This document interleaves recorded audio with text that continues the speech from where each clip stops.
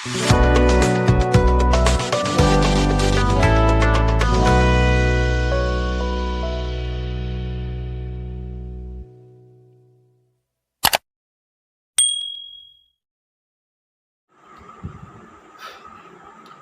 Hello and welcome दोस्तों, बहुत बहुत स्वागत आप सभी का मेरे स्वरूप चार किक सुबंधु में।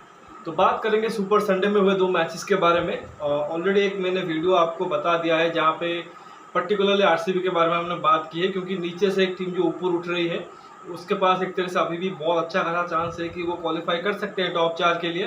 तो उसके ऊपर एक डिटेल वीडियो हमने किया है और मैं वो पोस्ट ऑलरेडी कर चुका हूँ, तो उसको आप जरूर जाके देखिए। और उसमें मैंने आई थिंक संडे के जो दोनों ही रिजल्ट आए थे उसको एक तरह से इंक्लूड किया था, बट उन दोनों मैचेस के बारे में बेसिकली उसका रिव्यू इस वीडियो में हम करेंगे। तो सबसे पहले तो देखिए, दिन का मैच था राजस्थान रॉयल्स बनाम चेन्नई सुपर किंग्स। बहुत एक अच्छा मैच था, चिपॉक के ग्राउंड पे एक तरह से मैच था। और राजस्थान रॉयल्स जो अभी भी एक तरीके से अपने साइड में क्यों नहीं लगा पाए हैं, यानी कि अभी भी अगर आप देखो वो क्वालिफाई नहीं कर पाए हैं।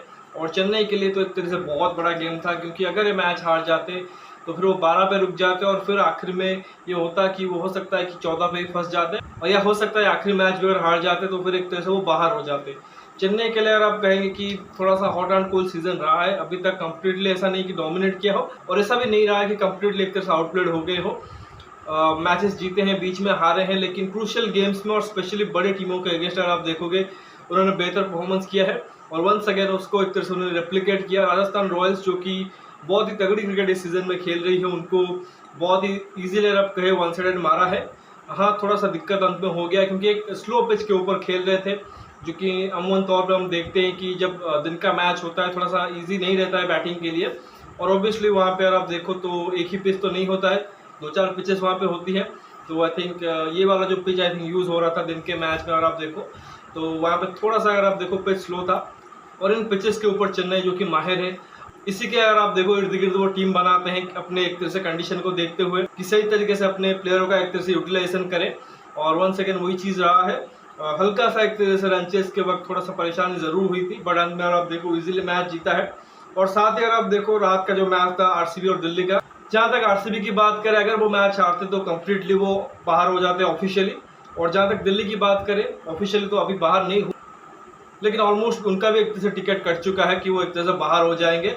तो दोनों मैचेस के बारे में बात करेंगे। तो सबसे पहले आप चेन्नई की और राजस्थान की बात करें तो राजस्थान रॉयल्स ने टॉस जीत के पहले बैटिंग का निर्णय लिया, क्योंकि बहुत ज़्यादा वहाँ पे गर्मी होती है और दिन के टाइम में आप देखो जो दोपहर का एक तरह से मैच होता है, तो कोई भी कप्तान है कोई भी मैनेजमेंट नहीं चाहेगा कि उसके 11 के 11 खिलाड़ी जो कि फील्ड पर आके एक तरीके से बहुत ज़्यादा थक जाए और फिर बाद में रन चेस नहीं कर पाए। तो वहाँ पे आप यही प्रेफर करते हो कि एक वक्त पे 2 ही बैट्समैन हमारे वहाँ पे फील्ड पे हो, पूरी टीम को एक तरह से वहाँ पे झोंक ना दे उस एक तरह से हॉट वेदर में। बट वहाँ पे देखो बैटिंग उनके लिए इजी नहीं रही। स्लो विकेट के ऊपर चेन्नई ने बहुत अच्छी गेंदबाजी की और राजस्थान की बैटिंग जो अभी तक आप देखोगे तो फुल्ली एक तरह से चली नहीं है। बटलर ने 2 शतक जरूर मारे हैं, जायसवाल का भी 1 शतक है, लेकिन उसके अलावा कुछ खास रन नहीं आया है, कंसिस्टेंटली उन्होंने रन नहीं बनाए हैं। संजू सैमसन और रियान पराग यही 2 बैट्समैन हैं जिन्होंने बहुत अच्छा बैटिंग किया है throughout the season. Once again उनकी पार्टनरशिप रही। पराग ने एक अच्छी इनिंग्स खेली, संजू सैमसन सेट होने के बाद आउट हुए। और नीचे भी अगर आप देखो उनके कुछ खास बैट्समैन ने रन किया नहीं है, बट ध्रुव जुरेल ने फिर भी आके थोड़ी सी अच्छी फिनिशिंग की, जिसके चलते अगर आप देखो एक रेस्पेक्टेबल टोटल 141 पर 5 उन्होंने फिनिश किया। अब इसमें देखो कि बल्लेबाजों ने स्ट्रगल जरूर किया है इस पिच के स्लोनेस की वजह से, और साथ ही अगर आप देखो थोड़ी सी इंटेंट में भी कमी दिखी। शायद अपने विकेट को एक तरह से बचाने की कोशिश कर रहे थे कि बाद में अच्छा फिनिश करेंगे, बट समहाउ अगर आप देखो चेन्नई ने भी अगर आप देखो जो बहुत अच्छी साइड है, उनको भी पता है कि इन कंडीशन को कैसे एक तरह से यूटिलाइज करना है, तो बहुत ही बढ़िया तरीके से उन्होंने गेंदबाजी भी की, पिच का सही इस्तेमाल किया, स्पिनरों ने एकदम टप्पे पे गेंदबाजी की, कुछ चांसेस भी एक तरह से उन्होंने दिए राजस्थान के बल्लेबाजों को कैच छोड़ के। महेश तीक्षणा ने एक रियान पराग का कैच छोड़ा था, बहुत इजी कैच था, उसके बावजूद देखो तो टीम ने आई थिंक जो चाहिए था 160-65 तक एक तरह से स्कोर पहुंचाए, वो चीज़ कर नहीं पाए। जायसवाल ने 21 में 24 रन किए हैं, बटलर ने 25 में 21 किए हैं, संजू के 15 है 19 बॉलों में। तो ये जो टॉप 3 है उनका जो फायर पावर ऐड करते हैं वो एक तरह से फेल रहे बहुत बड़े स्ट्राइक रेट के साथ बैटिंग करने में। बाकी रियान पराग ने अपनी कैच ड्रॉप का फायदा उठाया, 35 बॉलों में 47 करके गए हैं, 1 चौका और 3 छक्का मारा है। वो खुश नहीं होंगे इस इनिंग से, और बेहतर कर सकते थे, बट आई थिंक एक तरह से पिच को भी आपको रिस्पेक्ट देना पड़ता है। बाकी ध्रुव जुरेल ने जैसा कि अच्छा फिनिश किया है, 28 की 18 में तो यही रीज़न रहा कि एक फाइटिंग टोटल तक राजस्थान के टीम जो कि पहुंच पाई। जहां तक गेंदबाजी की बात करें, सिमरनजीत सिंह आई थिंक तीसरा मैच है उनका इस सीज़न। पहले मैच में बढ़िया एक तरह से गेंदबाजी की थी against Punjab Kings. Once again अगर आप देखो यहाँ पे भी बढ़िया गेंदबाजी की है। 4 ओवर में 26 रन देके 3 आउट किए हैं। इसके अलावा तुषार देशपांडे भी अगर आप देखो तो पिछले 2 सीजन में अगर आप देखो चेन्नई के लिए बहुत ही अच्छे गेंदबाज रहे हैं। न्यू बॉल के साथ इवन डेथ ओवर्स में बहुत अच्छा एग्जीक्यूट करते हैं। इकोनॉमी जो उनका थोड़ा सा हाई में रहता है, बट विकेट टेकिंग गेंदबाज है। 4 में 30 रन देके 2 आउट किए हैं। मनीष थिक्शना को इस मैच में खिलाया था मिचेल सेंटनर की जगह पे।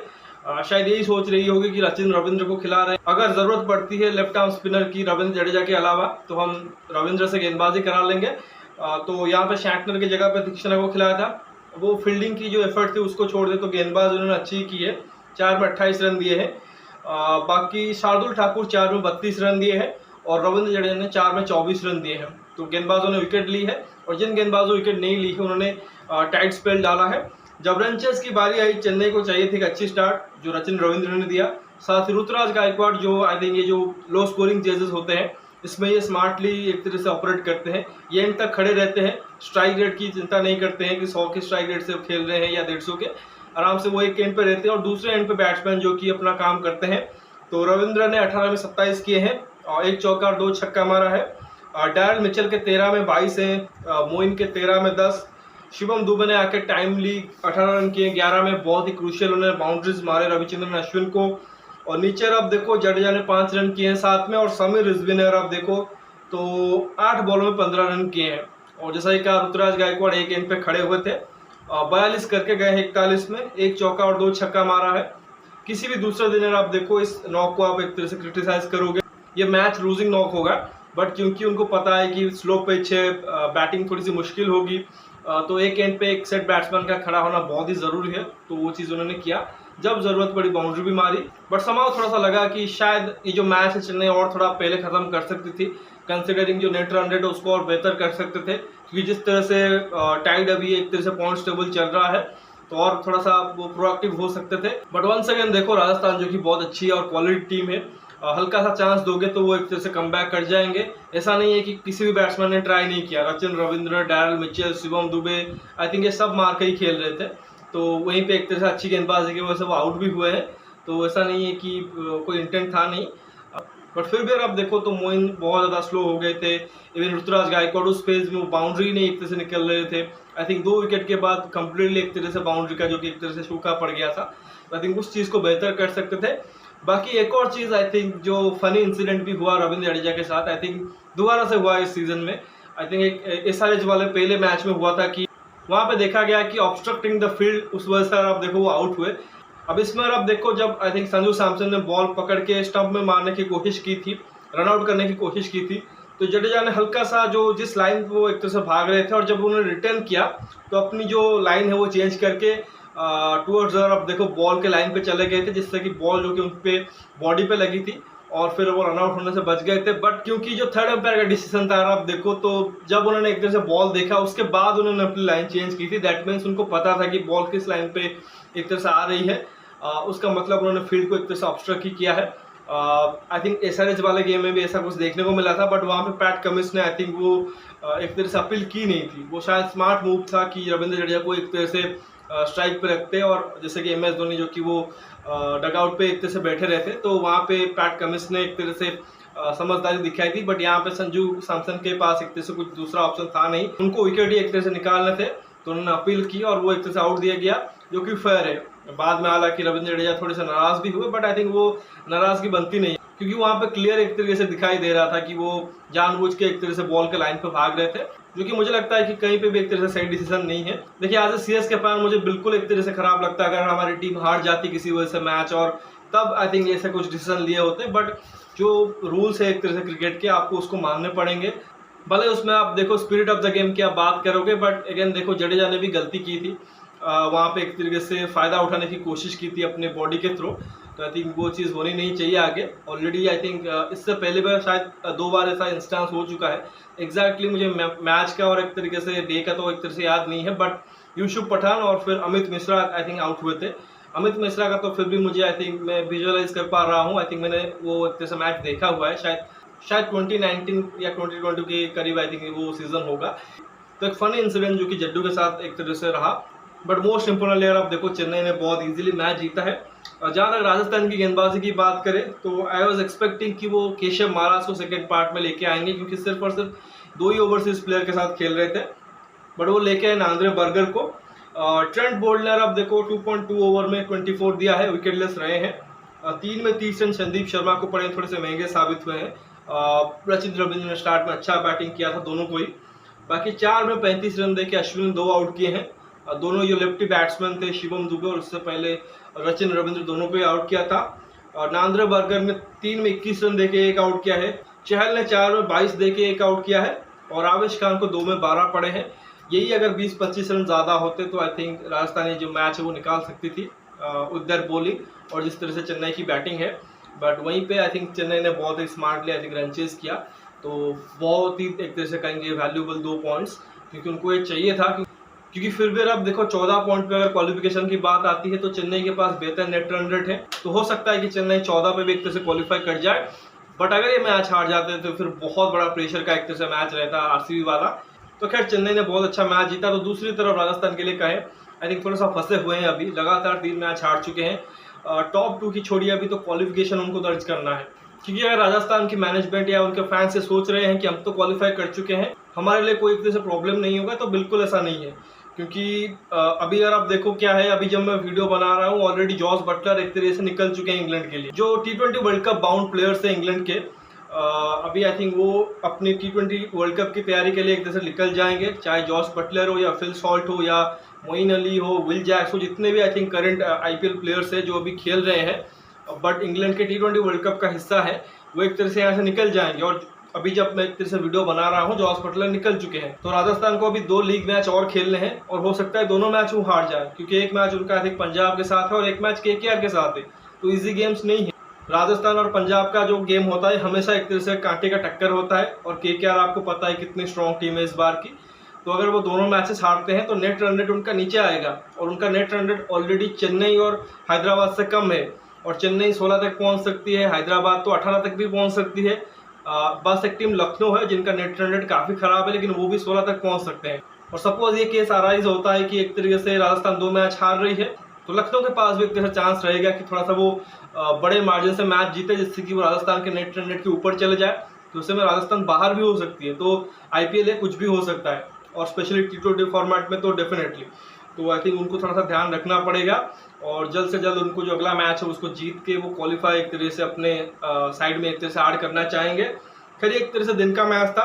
बाकी जो एक तरह से सेकंड गेम था आरसीबी और दिल्ली का, खैर वो तो सबसे पहले ये चाह रहे होंगे कि चेन्नई मैच हार जाए ताकि हमारे लिए थोड़ा सा इजी हो जाए, स्पेशली अगर आरसीबी के लिए।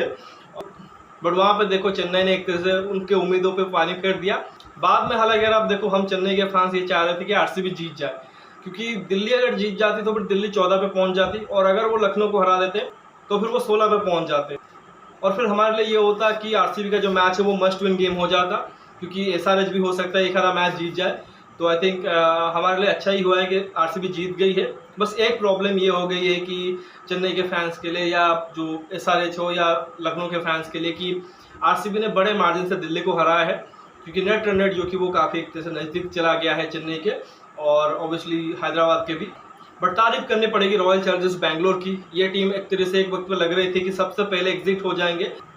आई थिंक पहला मैच हारे थे, फिर एक मैच जीते थे, और लगातार 6 मैच उसके बाद हारे थे। दैट मीन्स अगर आप देखोगे तो 8 में से सिर्फ 1 मैच जीते थे और 7 मैच हारे थे, लेकिन लगातार 5 मैच में आप देखो उन्होंने 5 जीत पाई है। वंस उन्होंने एक तरह से मैच जीता, उसके बाद जीतते ही गए हैं, लगातार 5 मैच जीत गए हैं, और 13 में अभी देखो तो 6 जीत के साथ 12 पॉइंट्स पे है, और नेट रन रेट जो कि काफ़ी पॉजिटिव है, और वहाँ तक उन्होंने पहुँचा दिया है। अगर ज़रूरत पड़ती है और जो कि पड़ेगी चेन्नई वाले मैच में, अगर उनको कुछ मार्जिन से जीतना पड़ेगा वो जीत भी जाएंगे।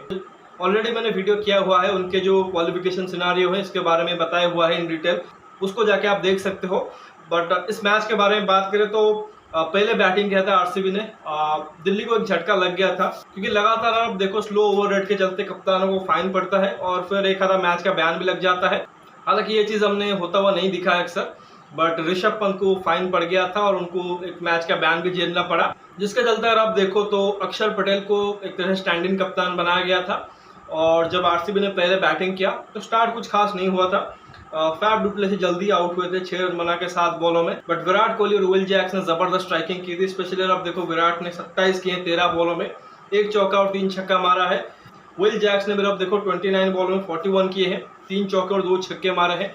तो विकेट गिरने के बावजूद वो जो अप्रोच था उसको बरकरार रखा, क्योंकि उनको पता है कि हमें न जस्ट की मैच जीतना है बल्कि बड़े मार्जिन से जीतना है। और दिल्ली के पास भी जो बैटिंग थी जिसमें फ्रेजर मैकग्राइगर, स्टब्स, अभिषेक पोरेल जैसे बैट्समैन है, तो आपको बड़ा स्कोर बनाना ही था। इसके बाद देखो तो रजत पाटीदार जो कि एक तरह से रिवोल्यूशन रहे हैं आई थिंक आरसीबी के इस कमबैक में। आई थिंक 5-50 उन्होंने मारे हैं। आई थिंक मैचेस इन्होंने जीते हैं। आई थिंक हर एक मैच में उन्होंने आके बढ़िया इम्पैक्ट डाला है। 50 मारते हैं, 51-52 के स्कोर पर पहुंचते हैं और फिर सडनली आउट हो जाते हैं। आई थिंक उनके साथ ये चीज़ भी रहा है। बट जितनी भी देर बैटिंग करते हैं कमाल की बैटिंग करते हैं। और specially spinner, I think spinner के अगेंस्ट तो वो एक तरीके से जिस तरह से बैटिंग करते हैं इस वक्त शायद सबसे बढ़िया स्पिन हिटर लग रहे हैं। क्योंकि शिवम दुबे जिस फ्रीक्वेंसी के साथ बैटिंग नहीं करते हैं स्पिनर के अगेंस्ट, उससे बेहतर बैटिंग करके गए हैं। एक ओवर में 3-3, 4-4 छक्के वो मार रहे हैं स्पिनर को। यहाँ पे भी देखो अक्षर पटेल और कुलदीप को बढ़िया उन्होंने एक तरह से पढ़ा और बाउंड्री के ऊपर एक तरह से जड़ा भी है। तो 52 रन किए हैं 32 बॉलों में, 3 चौके और 3 छक्के मारे हैं। इसके अलावा कैमरन ग्रीन ने 26 में 32 किए हैं और लोमरोन ने भी 13 किए हैं। तो ठीक ठाक बैटिंग रही। और आप देखो शुरुआत में मिडिल ओवर्स में अच्छा था, बट फिनिश अच्छा नहीं कर पाए, जिसके चलते आप देखो एक वक्त पर लग रहा था कि 200 के पार ही स्कोर जाएगा। वो 187 पे रुक गया 9 विकेट के नुकसान पे। नीचे आप देखो दिल्ली ने अच्छी गेंदबाजी की। शुरुआत अगर आप देखो ईशान के साथ हुआ था, 3 में 31 देके 1 आउट किया था और वो विकेट विराट कोहली का था। और एक्चुअली बहुत ही फन बैंटर उनके बीच देखने को मिला। आई थिंक एक ओवर कर रहे थे जहाँ पे एक एज का चौका आता है, फिर अगर आप देखो एक बहुत अच्छा छक्का सामने विराट मारते हैं। बट फाइनल आप देखो Ishan had the last laugh, उनको वो कॉट बिहाइंड कराते हैं और फिर दोनों के बीच अच्छा बैंटर देखने को मिलता है, क्योंकि काफ़ी अच्छे दोस्त भी हैं। और ईशांत शर्मा ही वो गेंदबाज है जो कि विराट को एक तरह से टीज कर सकते हैं उनको आउट करने के बाद, क्योंकि उनकी दोस्ती बहुत अच्छी है। बाकी अगर आप देखो खलील ने भी अच्छी गेंदबाजी की है, 4 में 31 देके 2 आउट किए हैं, 3 में 23 रन देके 1 विकेट मुकेश ने भी लिए हैं। अक्षर ने 3 में 24 डाले हैं, बट कुलदीप यादव को भी ये पिटाई जैसा कि रजत पाटीदार ने बहुत अच्छा खेला था। इवन विल जैक्स ने भी उनको बढ़िया एक तरह से खेला था। 4 में 52 रन दिए हैं, 1 आउट किया है। बाकी रसिक सलाम जिनका एक तरह से कहेंगे इस आईपीएल में बहुत अच्छा परफॉर्मेंस रहा है दिल्ली के लिए। अमूमन तौर पे इम्पैक्ट सब के रूप में ही खेलते हैं, बट बहुत अच्छा करते हैं। 3 में 23 रन देके 2 आउट किए हैं। और आई थिंक यही जो स्पेल थे खलील और रशीद सलाम के, I think towards the end आप देखो उन्होंने विकेट निकाले और एक तरीके से जो रन फ्लो चल रहा था उसको रोक दिया, और जिससे कि आरसीबी जो कि वो 200 के नीचे रुक गई और दिल्ली के लिए एक अच्छा खासा चांस बन गया। बट जब रनचेस की बारी आई, दिल्ली की टीम डिपेंड कर रही थी फ्रेजर मैकग्राइगर के ऊपर, अभिषेक पोरेल के ऊपर और फिर आखिर में आप देखो स्टब्स के ऊपर, क्योंकि यहाँ पे ऋषभ पंत थे नहीं। बट आरसीबी के लिए भी ये देखो कि वो भी एक तरह से पम्प्ड अप थे कि लगातार मैचेस जीत रहे हैं, हमारे पास एक अच्छा खासा चांस भी है, तो क्यों ना एक तरह से उसको यूटिलाइज किया जाए। तो बढ़िया रिदम के साथ उन्होंने गेंदबाजी की है और थोड़ा सा दिल्ली के जो बल्लेबाज उन्होंने उनको हेल्प भी कर दिया है। डेविड वार्नर 2 बॉल में 1 रन बना के आउट हुए हैं, यहाँ पे उनको मौका मिला था। फ्रेजर ने बढ़िया स्टार्ट तो किया, आई थिंक पहले ही बॉल पे छक्का मारा था। 8 में 21 किए हैं, 2 चौके 2 छक्के मारे हैं। शे होप ने एक बहुत अच्छा स्ट्रेट ड्राइव खेला था, बट वो एक तरह से बॉलर से एक तरह से डिफ्लेक्ट होकर स्टंप पे लग गया था और फ्रेजर जो कि वो बाहर खड़े थे तो वो रन आउट हो गए। इसके अलावा देखो तो अभिषेक पोरेल 2 रन है 3 बॉलों में। शे होप ने 23 में 29 किए हैं। कुमार कुशग्र को खिला रहे थे ऋषभ के जगह पे, 3 पे उन्होंने 2 किए हैं। अक्षर पटेल एक एंड पे खड़े होके थोड़ा सा कोशिश कर रहे थे कि थोड़ा सा मैच को डीप लेके चले और थोड़ा सा कोशिश करे कि मैच जिता पाए, बट वो इकलौते एक तरह से खड़े रह गए। 39 में 57 किए हैं, वो भी आउट हुए। ट्रिस्टन स्टब्स को बाद के लिए रखा था, बट वो भी अब देखो 3 रन बना के आउट हुए हैं, वो भी रन आउट हुए हैं। 12 में 10 रशीद सलाम ने किए हैं और बाद में खैर गेंदबाजों ने कुछ खास कंट्रीब्यूट किया नहीं है। तो बिल्कुल ही एक तरह से देखो रनचेस में प्रेशर में आ गए दिल्ली कैपिटल्स। स्टार्टिंग में आप देखो पहले ही ओवर में स्वप्निल सिंह ने आके डेविड वार्नर को आउट किया था। उनसे ज़्यादा उम्मीदें थी कि एक तरह से ऋषभ के एब्सेंस में अच्छा करेंगे, बट वो जल्दी आउट हुए। फिर एक के बाद एक विकेट गिरते गए प्रेशर की वजह से, और जो फ्रेजर का आई थिंक रनआउट था वो एक तरह से कहीं ना कहीं बहुत बड़ा एक तरह से चांस आरसीबी को दे गया। हालांकि बाद में अगर अक्षर के साथ स्टब्स भी खड़े होते तो शायद मैच जो कि थोड़ा सा इंटरेस्टिंग हो सकता था, क्योंकि रिक्वायर रेट एक तरह से कोई बहुत बड़ा था नहीं जिसको एक तरह से दिल्ली क्रॉस नहीं कर पाती। बट आई थिंक जो विकेट गिरते गए वही एक तरह से प्रॉब्लम क्रिएट कर गया। तो अंत में देखो तो 140 पे ऑल आउट हो गए हैं। 20वां ओवर चल रहा था, एक ही बॉल हुआ था और मैच जो कि और अब देखो 47 रन से हारे हैं। और थोड़ा सा आई थिंक हेल्प करके गए हैं आरसीबी को नेट रन रेट को बेहतर करने में। आरसीबी की गेंदबाजी की बात करें, स्वप्निल सिंह ने एक ही ओवर किया है जो पहला ही ओवर था, जिसमें उन्होंने 9 रन जरूर दिए हैं, बट एक डेविड वार्नर का विकेट लिया है। बाकी मोहम्मद सिराज ने 4 में 33 देके 1 आउट किया है। यश दयाल 3.1 ओवर 20 रन देके 3 आउट किया, और साथ ही फ्रेजर का भी आई थिंक वो जो रन आउट है उनको क्रेडिट जाता है। 2 में 19 करण शर्मा को पड़े हैं। लॉकी फर्गूसन ने 4 में 23 देके 2 आउट किए हैं, उनका भी बढ़िया स्पेल रहा है। कैमरन ग्रीन 4 में 19 देके 1 आउट किया है, तो ऑलराउंड परफॉर्मेंस उनका भी रहा है। आई थिंक एक अच्छी बैटिंग परफॉर्मेंस भी दी थी और बॉल के साथ भी बढ़िया किया है। विल जैक्स को 1 ओवर दिया था जिसमें उनको 16 रन पड़े हैं। तो ओवरऑल देखो बैटिंग आरसीबी की बहुत अच्छी हुई थी। टुवर्ड्स द एंड यार अब देखो थोड़ा सा लड़खड़ाए थे, बट ओवरऑल अच्छी बैटिंग की थी। पिच जो कि उतनी आई थिंक फ्लैट थी नहीं जहाँ पे एक तरह से इजीली बैटिंग हो सके। आई थिंक रजत पाटीदार ने जो मिड इनिंग्स में इंटरव्यू हुआ था उसमें कहा था, तो एक तरह से कॉन्फिडेंट थे कि उनके गेंदबाज जो कि वो डिफेंड कर लेंगे, और वही चीज़ उन्होंने किया भी है। कुछ फील्डिंग परफॉर्मेंस आरसीबी की तरफ से बहुत अच्छी दिखी, स्पेशली जो कैचिंग थी। I think truly they deserve to win this game, और बड़े मार्जिन से जीत गए, जो कि एक तरह से एडेड एडवांटेज उनके लिए हो गया कि जो रन रेट है उसको उन्होंने बेहतर किया। चेन्नई के काफ़ी नज़दीक गए हैं, इनफैक्ट एसआरएच के भी नज़दीक चले गए। अगर एसआरएच भी अपनी जो बाकी 2 गेम है उसको एक तरह से फंबल कर जाती है तो वहाँ भी एक तरह से चांस क्रिएट हो सकता है। तो खैर बहुत एक अच्छी जीत आरसीबी के लिए और उतनी बुरी हार दिल्ली के लिए, और ऑलमोस्ट उनका सीजन जो कि एंड हो चुका है। आखिर मैच उनका लखनऊ के साथ है, और वहीं पे आरसीबी, हैदराबाद और चेन्नई चाहेंगे कि वो जीत जाए, तो दिल्ली को सपोर्ट रहेगा। तो लेट्स सी कि आखिर गेम में वो क्या करते हैं। बाकी लखनऊ अगर एक मैच हारती है, फिर जो 18 तारीख को आरसीबी और चेन्नई वाला मैच है जिसको कि अभी से हाइप किया जा रहा है, ऐसा लग रहा है कि जैसे जो फैंस है आरसीबी के वो ये सोच ही नहीं रहे हैं कि एक हैदराबाद की टीम है, एक लखनऊ की टीम है जो कि 16 तक पहुंच सकते हैं, या वो अभी से एक तरह से उस गेम के बारे में सोच रहे हैं कि इतने रन से हम जीत जाएंगे तो क्वालिफाई कर जाएंगे। तो अभी थोड़ा सा वेट करना पड़ेगा आरसीबी और हम चेन्नई वालों को, लखनऊ और हैदराबाद को खेलने दो, लेट्स सी क्या होता है। और बाद में फिर सेकेंड लास्ट डे पे एक तरह से हम अपना एक तरह से मैच खेलेंगे और जो भी हो सकता है करेंगे। तो लेट्स सी। तो फिलहाल इस वीडियो बस इतना ही। आशा करता हूँ कि वीडियो ज़रूर आपको पसंद आएगा। वीडियो ज़रूर लाइक करिए और साथ ही चैनल को सब्सक्राइब जरूर करिए और दोस्तों शेयर भी कर दीजिए। बाकी आप कमेंट सेक्शन में ज़रूर बताइए कि आपको लगता है कि राजस्थान रॉयल्स जो कि इजीली क्वालिफाई करेंगे, या फिर उनके लिए भी एक तरह से अभी केस जो कि मुश्किल होने वाला है। साथ में ये भी बताइए कि लखनऊ, चेन्नई और बेंगलोर, इनफैक्ट आप उसमें हैदराबाद को भी इंक्लूड कर दो, इनमें से कौन से 2 टीमें जो कि वो एक तरह से क्वालिफाई करेंगे उसके बारे में ज़रूर बताइए। बाकी नोटिफिकेशन की घंटी दबा लीजिए ताकि हर एक वीडियो की अपडेट आपको टाइम पे मिलती रहे। मिलते हैं अगले वीडियो में, तब तक धन्यवाद। जय हिंद।